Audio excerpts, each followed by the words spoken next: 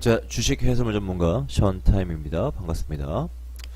자, 어제도 역시나 달러가 큰 폭으로 눌리면서 전반적으로 시장이 크게 출렁였습니다. 자, 달러가 계속 등고락을 이어가고 있는데요. 자, 거기에 따른 원인 분석과 그리고 앞으로의 방향성, 이 시장 포커스나우 통해서 잡아볼 수 있도록 하겠습니다. 자, 먼저 시작하기 전에 앞서서 오늘 공개될 경제지표 일정 같이 잡아보고 넘어가 보도록 하죠. 자, 오늘도 중요한 경제지표들이 줄줄이 발표가 됩니다. 먼저 소매 매출이 발표가 되는데요. 10시 반에 발표가 됩니다. 또한 핵심 물가, 소비자 물가 지수가 동시간대 발표가 됩니다. 자, 이 소매 매출과 소비자 물가 지수는 상당히 근접한 좀 긴밀한 좀 그 연관성이 있다라고 보시면 될 것 같은데요. 결국에 소매 매출이 증가하느냐 혹은 뭐 하락하느냐에 따라서 장기적으로 이게 소비자 물가 지수로서 이어질 수 있기 때문입니다. 자, 그런 점에서 따졌을 때 상당히 어떻게 보면은 이 두 개가 동일시 생각되어질 수도 있겠지만은 핵심 소비자 물가 지수라는 것은 이것은 후행성, 그러니까 한마디로 저번 달에 대한 소비자 물가지 인플레이션 증가 수치이고, 그리고 이 소매 매출은 향후에 이 물가 지수에 미칠 영향이기 때문에 상당히 이거를 좀 동일시 생각하지 마시고요. 이 두 개의 지표가 다른 수치를 나올 수도 있어요. 하지만 둘 다 중요한 경제 지표다. 물가 지수라는 큰 틀에 봤을 때 중요한 경제 지표다라고 보시면 될 것 같습니다. 자, 조금 더 넘어가시다 보면은 오늘은 뭐 금요일이기 때문에 크게 뭐 발표된 지표는 없네요. 자, 그럼 본격적으로 시작해 볼 수 있도록 하겠습니다. 자, 5일 같은 경우에는 어저께 다시 한 차례 상승폭을 이어갔습니다.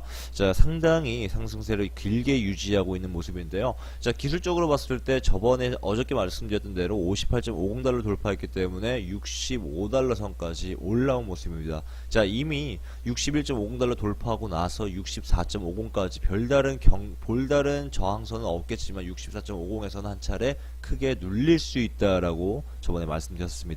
자, 유가가 상승하는 주된 원인이 뭡니까?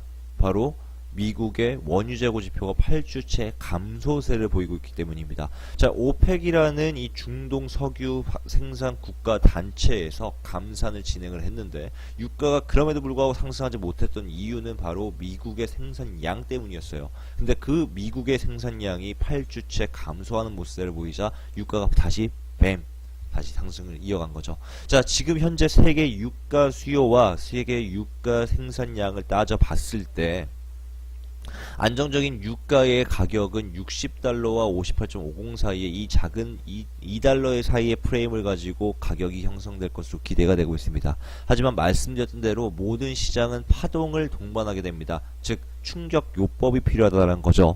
자, 그래서 60달러에 간정적으로 가격이 형성하기 위해서는 65달러 선까지는 최소 뛰어 올라야 60달러의 가격 형성이 가능합니다. 자, 다른 말로는 여기서 추가적으로 65달러 돌파했을 때 이 충격 요법에 의해서 파동에 의해서 70달러까지도 돌파할 수 있는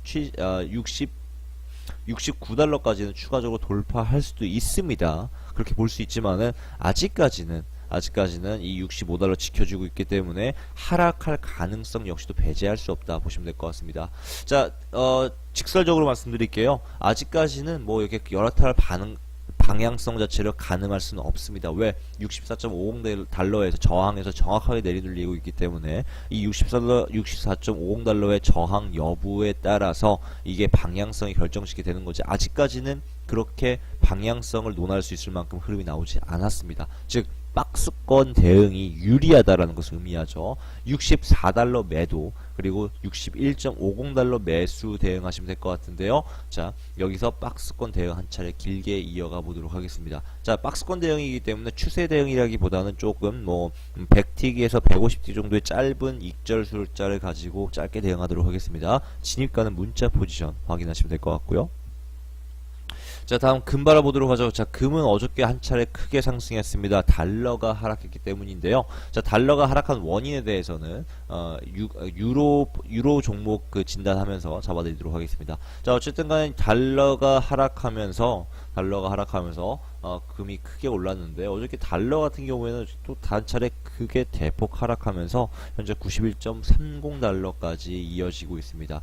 자, 일단은요, 금 같은 경우에는 이 중심가, 이 과거 매도 추세의 중심값과 그리고 이 상단 마디의 중심값에서의 저항을 한 차례 눌리는 모습이었지만 일단은 돌파를 하고 있습니다. 돌파 시도를 하고 있죠. 정확하게는 아직까지 돌파된 것이 아닙니다. 뭐 1325달러에서 저항선이 있다고 해서 지금 현재 한 40대 정도 올라왔다 하더라도 이게 돌파된 것은 아닙니다. 정확하게 캔들의 시가의 위치를 바라봐야겠죠. 일단은요, 추가적으로 시도 대기하도록 하고, 만일 확실하게 돌파됐다라고 판단이 되면 그때 추가 신호 드리도록 하겠습니다. 자, 금은요, 추가적으로 추세 신호 대기하도록 하죠. 자, 다음 유로 바라보도록 하겠습니다. 유로. 자, 유로는요, 지금 방금 이 전파동의 고점을 돌파했는데요. 제가 일단은 추가 추세 신호, 이 자료를 준비하면서 추가 추세 신호 대기라고 적어놨습니다. 왜? 제가 시장을 분석하는 그 시간대에는 유로가 아직 1.212 라인을 돌파한 것이 아니었기 때문입니다. 자, 근데 지금 이 1.212 라인을 돌파하고 상단추세선 저항에 의해서 상단추세선 저항에 의해서 하락한다 한다면은 우리는 중심 추세선 지지선에서 매수 대응이 가능합니다. 자, 어저께 유럽 통화 정책 회의에서 유럽이 9월 달부터 자산 매입 프로그램, 한마디로 양적 완화 프로그램을 종료할 것이라는 뜻을 강하게 내비쳤습니다. 자, 거기에 따라서 유로가 크게 상승했었죠. 더군다나 지난주 금요일에 발표되었던 비농업부 고용자 변동지수 수치가 상당히 저조한 수치가 기록이 되면서 이번 3월 달에 있을 FOMC 성명에서 금리 인상이 하지 않지 않을까라는 강한 우려 심리 속에서 달러가 크게 하락하고 있습니다. 자, 저번 주 금요일에 발표되었던 비농업 부분 고용자 변동지수는요, 예상치를 크게 하회하는 수치를 보였습니다. 자, 12월 달에 고용이 늘어나면 늘어났었어야 됐지, 고용이 줄어들 이유는 절대 없습니다. 왜? 12월 달에 가장 활발하게 소매 지출이 일어나는 시기이기 때문에 단기적인 고용 창출이 일어날 수는 있어도 고용 수축이 일어나서는 안 되는 달이에요. 그런데도 불구하고 비농업 부분 고용자 변동지수가 하락했다는 것은 한번 치명적인 역할로서 받아들일 수는 있습니다. 물론 실업률은 4.1% 그대로 저조하게 머물렀지만은요, 이 수치에 의한 시장 충격이 있었다라는 겁니다. 자, 어쨌든 간에 달러는 이제 이번에 한 차례 91.50포인트를 이탈하려고 하고 있습니다. 91.50포인트 이탈해가지고 내려갈 경우에는 최대 88달러, 88.50, 89달러까지 하락할 수가 있습니다. 89 포인트죠. 89포인트까지 하락할 수 있다. 자, 그런 점에서 따져봤을 때 유로가 한 차례 추가 상승할 수 있습니다. 유로는요, 어저께 발표되었던 그러한 자산 매입 프로그램 종료의 그런 의지를 보임으로써 유로에서 추가 상승폭을 열어두었다라고 보시면 될 것 같습니다. 자, 아직까지는 1.22 라인의 저항이 존재하긴 하지만 여기서 이미 상단추세 전파동의 고점은 돌파했기 때문에 매수 대응 가능합니다. 내려왔을 때 1.20 라인에서 1.205 매도 라인에서 1.205 라인에서 매수 대응 가능합니다. 잡아드릴게요. 1.205 매수 라인 매수 대응 하도록 하겠습니다. 자, 상당히 지금 시장 변화가 어마어마하네요. 한동안 시장이 좀 묶여있는 듯한 거래량이 저조해지면서 변동폭이 상당히 저조해진 모습인데요. 지금 보시면 달러 뿐만 아니라 모든 전 종목이 상당히 활발한 움직임 보이고 있습니다. 자, 제대로 잡아볼게요. 유로 1.205 라인 매수 대응하시고요. 정확한 진입가는 문자 포지션 보내드리도록 하겠습니다. 자, 다음 S&P.